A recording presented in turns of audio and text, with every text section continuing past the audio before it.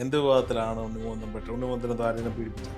അത് ഉണ്ണിമുകുന്ദൻ വല്ല കൊലപാതകം ചെയ്ത? വിവാദങ്ങൾ പെട്ട ആളെന്നല്ല, വിവാദങ്ങളിൽ പെടുത്തിയ ആൾ. ഉണ്ണിമുകുന്ദൻ എങ്ങും ഉണ്ണിമുകുന്ദൻ ബി ജെ പിക്കാരനാണെന്നോ ബി ജെ പിയുടെ പ്രാഥമിക അംഗത്വം ആളെന്നോ മമ്മൂട്ടി ഇടതുപക്ഷ അനുഭാവിയാണെന്ന് പറയുമ്പോൾ ഇവിടെ ആർക്കും പ്രശ്നമില്ല. ഇന്നസെന്റ് സി പി എമ്മുകാരനാണെന്ന് പറഞ്ഞ പ്രശ്നമില്ല.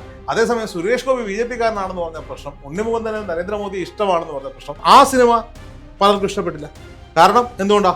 കാരണം എന്ന് പറഞ്ഞു കഴിഞ്ഞാൽ മനുഷ്യന്റെ, മലയാളിയുടെ മനസ്സിൽ കിടക്കുന്ന വർഗീയ ചിന്തകൾ ഉയർന്നു വന്നതുകൊണ്ടാണ്. നരേന്ദ്രമോദി അമ്മയെക്കുറിച്ച് പറഞ്ഞൊരു വാചകം, മാതൃസങ്കല്പത്തെക്കുറിച്ച് പറഞ്ഞൊരു വാചകത്തെ ടൈറ്റിലാക്കിക്കൊണ്ടാണ് സിനിമ വരാൻ. നരേന്ദ്രമോദിയുടെ പടം ഫസ്റ്റ് ലുക്ക് പോസ്റ്ററിൽ അവർ ഉൾപ്പെടുത്തിയിട്ടുണ്ട്. ബി ജെ പിക്ക് ഏറ്റവും കൂടുതൽ വളർച്ച ലഭിച്ച, എൻ ഡി എക്ക് ഏറ്റവും കൂടുതൽ വളർച്ച ലഭിച്ച ഒരു കാലഘട്ടത്തിൽ അതിനൊക്കെ ഒറ്റ പേര് എന്ന് അവകാശപ്പെടാൻ കഴിയുന്ന നരേന്ദ്ര ദാമോദർദാസ് മോദിയുടെ ജീവചരിത്രമാണോ അതോ എന്താണ് ഈ സിനിമയുടെ ഇതിവൃത്തം? നരേന്ദ്രമോദിയുടെ 75ാം പിറന്നാളിനെ പ്രമാണിച്ച് ഒരു ബയോപിക് പ്രഖ്യാപിച്ചിരിക്കുകയാണ് മാവന്തി. ഇന്ത്യയിലെ എല്ലാ ഭാഷകളിലും ആ ഒരു ചിത്രം റിലീസ് ചെയ്യുമെന്നാണ് ഇതുവരെയുള്ള റിപ്പോർട്ടുകൾ. പക്ഷെ ഇതിൽ ഏറ്റവും ഹൈലൈറ്റ് എന്ന് പറയുന്നത് കേരളത്തിലെ ഒരു നടനായിട്ടുള്ള, അല്ലെങ്കിൽ ഒരുപാട് വിവാദങ്ങളിൽ പെട്ടിട്ടുള്ള ഒരു നടനായ ഉണ്ണിമുകുന്ദനാണ് ഈ സിനിമയിൽ പ്രധാന കഥാപാത്രത്തെ അവതരിപ്പിക്കുന്നത്. ഹർഷ ഈ പറയുന്ന ഒരു സ്റ്റേറ്റ്മെന്റിനോട് എനിക്ക് എതിർപ്പുണ്ട്. എന്ത് വിവാദത്തിലാണ് ഉണ്ണിമുകുന്ദൻ പെട്ടത്? ഉണ്ണിമുകുന്ദനെ താരനെ പീഡിപ്പിച്ച? അത് ഉണ്ണിമുകുന്ദൻ വല്ല കൊലപാതകം ചെയ്ത? ഒന്നുമില്ല.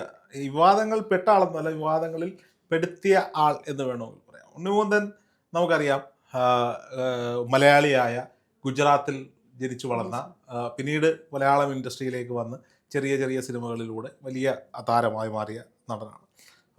ഉണ്ണിമുകുന്ദൻ്റെ മാർക്കോ അത് വലിയ വിജയം കൊയ്തിരുന്നു.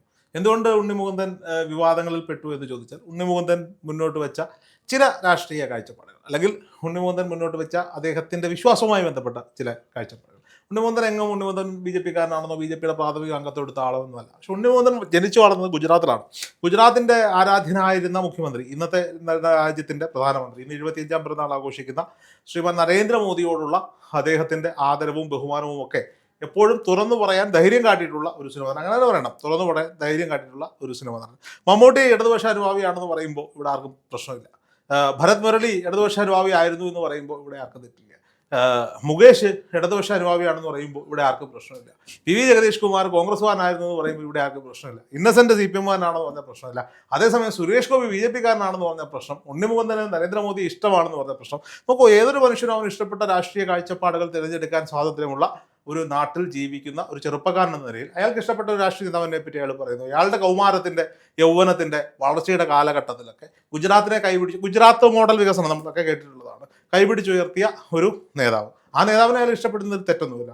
നോക്കൂ, കഴിഞ്ഞ കുറേ കാലമായി ആക്രമിക്കപ്പെട്ടുകൊണ്ടിരുന്ന ഒരു നടനാണ് ഉണ്ണിമുകുന്ദൻ. അവസാനമായി ഉണ്ണിമുകുന്ദൻ്റെ മാനേജറുമായി ഉണ്ടായ പ്രശ്നങ്ങളും ഒക്കെ നമ്മൾ കണ്ടതാണ്. അതിനുശേഷം അമ്മയിൽ നിന്ന് ഉണ്ണിമുകുന്ദൻ മാറി നിൽക്കുന്ന കാഴ്ച ഒക്കെ നമ്മൾ കണ്ടതാണ്. അതിനുശേഷം ഉണ്ണിമുകുന്ദൻ ജോഷി കൂട്ടുകെട്ട്, അത് ശ്രദ്ധിക്കേണ്ട ഒരു കാര്യമുണ്ട്. ജോഷിയുടെ പിറന്നാളിലാണ് ഉണ്ണിമുകുന്ദനെ വെച്ചുകൊണ്ട് ജോഷി ഒരു പടം ചെയ്യാൻ പോകുന്നുവെന്ന് ഒഫീഷ്യലി അനൗൺസ് ചെയ്തത്. ഇന്ന് നരേന്ദ്രമോദിയുടെ പിറന്നാൾ ദിവസം ഒരു പാൻ ഇന്ത്യൻ മൂവിയാണ് അനൗൺസ് ചെയ്യപ്പെടുന്നത്. കന്നഡ സംവിധായകനായ ക്രാന്തികുമാർ CH അദ്ദേഹമാണ് ഈ സിനിമയുടെ സംവിധാനം. ഇതിനു മുമ്പ് അദ്ദേഹം ഒരു സിനിമയാണ് ചെയ്തിട്ടുള്ളതെന്നാണ് ഞാൻ മനസ്സിലാക്കുന്നത്. ആ സിനിമയുടെ അവസ്ഥയെപ്പറ്റി എനിക്കറിയില്ല, പഠിക്കേണ്ടിയിരിക്കുന്നു. പക്ഷേ ക്രാന്തികുമാർ എന്ന് പറയുന്ന മറ്റൊരു സംവിധായകനുണ്ട്. 2003 അന്തരിച്ച, 1943 ജനിച്ച ഒരു ഫേമസ്, ഒരുപാട് സിനിമകൾ ചെയ്ത ഒരു ക്രാന്തികുമാർ മറ്റുണ്ട്. അയാളല്ല, ഈ ചെറുപ്പക്കാരനായിട്ടുള്ള ക്രാന്തികുമാർ CH അദ്ദേഹമാണ് ഈ സിനിമയുടെ സംവിധായകൻ. നോക്കൂ, ഉണ്ണിമുകുന്ദനെ ജനപ്രിയമാക്കിയ ഒട്ടനവധി സിനിമകൾ നമുക്ക്, മല്ലു സിംഗ് പോലെയുള്ള ഒട്ടനവധി സിനിമകൾ നമുക്ക് മുന്നിലുണ്ടെങ്കിൽ ഉണ്ണിമുകുന്ദൻ എന്ന് പറയുമ്പോൾ നമ്മുടെ മനസ്സിലേക്ക് ആദ്യം ഓടിയെത്തുന്നത് മാളികപ്പുറമാണ്.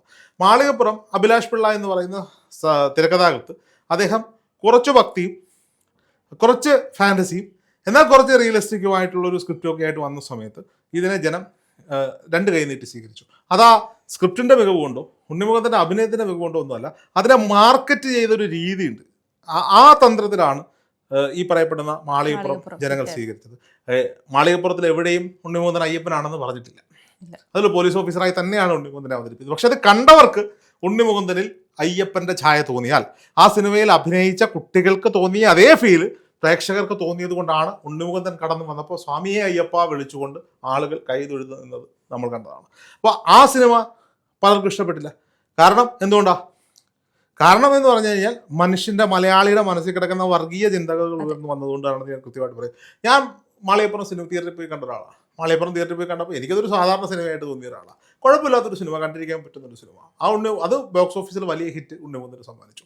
ഇപ്പോൾ ഇതിലേക്ക് വരാം, മാവന്തയിലേക്ക് വരാം. മാവന്തയിലേക്ക് വന്നാൽ ഇത് ചർച്ച ചെയ്യാൻ പോകുന്ന വിഷയം എന്താണെന്ന് നമുക്കറിയില്ല. എന്തായാലും നരേന്ദ്രമോദിയെ സംബന്ധിച്ച സിനിമയാണ്. നരേന്ദ്രമോദിയുടെ പിറന്നാൾ ദിനത്തിലാണ് ഇത് അവതരിപ്പിച്ചിരിക്കുന്നത്.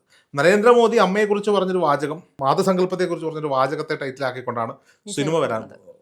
നരേന്ദ്രമോദിയുടെ പടം ഫസ്റ്റ് ലുക്ക് പോസ്റ്ററിൽ അവർ ഉൾപ്പെടുത്തിയിട്ടുണ്ട്.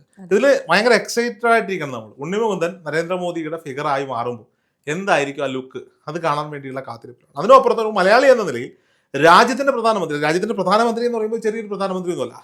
10 വർഷവും കഴിഞ്ഞ് ജവഹർലാൽ നെഹ്റുവിന് ശേഷം ഏറ്റവും ദിവസങ്ങൾ രാജ്യത്തിന്റെ പ്രധാനമന്ത്രിയായിരിക്കുന്ന ഒരു മനുഷ്യൻ.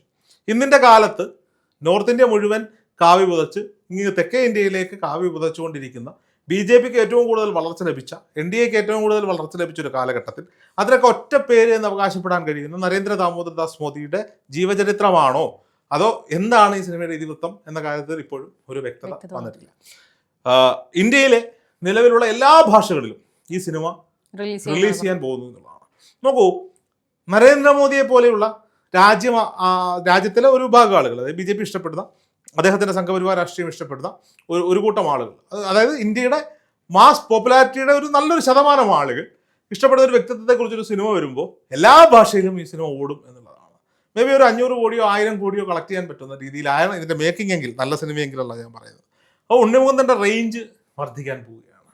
മറ്റാർക്കും ലഭിക്കുന്നതിനും അപ്പുറത്തേക്ക് ഒരു വലിയ റേഞ്ച് ലഭിക്കാൻ സാധ്യതയുള്ള ഒരു സിനിമയാണ് ഈ മാവന്തെ എന്ന് പറയുന്നത്. അപ്പോൾ തഴഞ്ഞു നിന്നെടുത്ത് തള്ളിക്കളഞ്ഞെടുത്ത് നിന്ന് ഒരു ഫിനിക്സ് പക്ഷിയെ പോലെ ഉണ്ണിമുകുന്ദൻ വീണ്ടും ഉയർത്തെഴുന്നേറ്റിട്ടുണ്ട്. ഇത് ഒന്നാം തവണയൊന്നുമല്ല. ഉണ്ണിമുകുന്ദന്റെ കരിയർ എടുത്ത് നോക്കിയാൽ പല തവണയും ഇത് സംഭവിച്ചിട്ടുണ്ട് എന്നുള്ളതാണ്. ഇനി ഉണ്ണിമുകുന്ദനെ സംബന്ധിച്ചിടത്തോളം അയാൾ ഇടാൻ പറ്റുന്നതിന്റെ മാക്സിമം എഫേർട്ട് ഈ സിനിമയിൽ ഇടും. കാരണം രണ്ട് മൂന്ന് കാര്യങ്ങളാണ്. ഒന്ന്, അദ്ദേഹത്തിന്റെ ഒരു തിരിച്ചുവരവാണ്. അദ്ദേഹം പോയിട്ടുണ്ടെന്നല്ല, അദ്ദേഹത്തിന്റെ ഒരു തിരിച്ചുവരവാണ്. അതിനപ്പുറത്തേക്ക് അദ്ദേഹം ഇഷ്ടപ്പെടുന്ന, അദ്ദേഹം തുറന്നു പറയപ്പെടുന്ന, അദ്ദേഹം ആക്രമിക്കപ്പെടുന്നത്, കേരളത്തിൽ ആക്രമിക്കപ്പെടുന്ന അദ്ദേഹം ഒരു മോദിയെ ഇഷ്ടപ്പെടുന്ന ഒരാളെന്ന നിലയിലാണ്.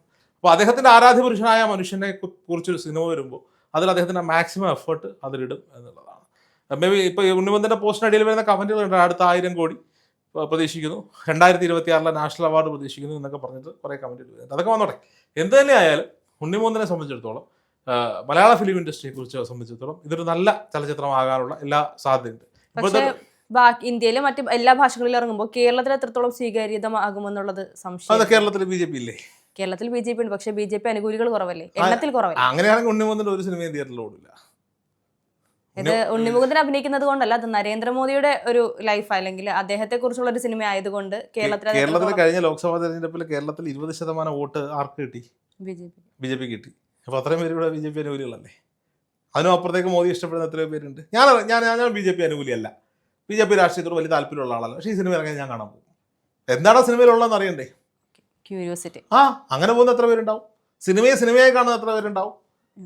അപ്പോൾ എന്തായാലും അത് തിയേറ്ററിൽ ഇപ്പോൾ നരേന്ദ്രമോദിയുടെ കഥയാണെന്ന് ചോദിച്ചിട്ട് ഒരാൾ സിനിമ കാണാൻ പോകാതിരിക്കുമോ? പക്ഷെ നരേന്ദ്രമോദിയുടെ കഥ ആയതുകൊണ്ട് മാത്രം സിനിമ കാണാൻ പോകുന്ന വലിയൊരു ജനവിഭാഗം അപ്പുറത്തുണ്ട്. ഉണ്ണിമുകുന്ദന്റെ എല്ലാ സിനിമകളും നല്ല സിനിമ, ഉണ്ണിമുകുന്ദനെ ഇഷ്ടപ്പെട്ടിട്ട് പോയി കാണുന്നവരാണോ? അല്ല, നല്ല സിനിമയാണെന്ന് റിപ്പോർട്ട് കിട്ടിയാൽ കാണും എന്നുള്ളതാണ്. എന്തായാലും വലിയ ഒരു ബോക്സ് ഓഫീസ് പിടിച്ചു കുലുക്കാൻ ഈ സിനിമയ്ക്ക് സാധിക്കും എന്ന പ്രതീക്ഷയിലാണ് പിന്നണി പ്രവർത്തകരും ഉണ്ണിമുകുന്ദനെ ഇഷ്ടപ്പെടുന്നവരും ഉള്ളത്.